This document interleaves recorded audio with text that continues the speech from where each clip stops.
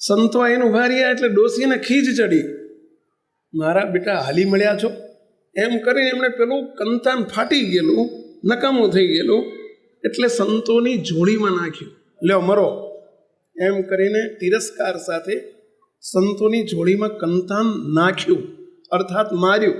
સંતોની જોડીમાં કંઈક દાળ ચોખા લોટ આવ્યો હશે ને, બધું બગાડ્યું. છતાંય સંત પરમ હિતકારી જગત માહી, સંત પરમ હિતકારી. સંતો એ પરમ હિતકારી સ્વરૂપ છે.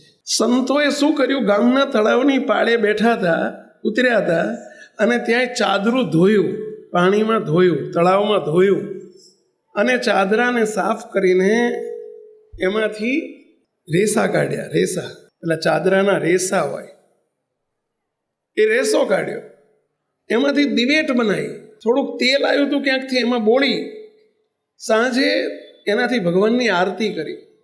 ભગવાનને પ્રાર્થના કરે છે, હે પ્રભુ, ભલે આ માજીએ, આ ડોસીમાએ તિરસ્કાર સાથે કદાચ આ ચાદરું ફેંક્યું હોય, પણ હે પ્રભુ, તમારા ઉપયોગમાં આવ્યો છે, તમારી આરતી થઈ છે, તમારી સેવા થઈ છે, હે પ્રભુ, એ ડોસીનું રૂડું કરજો.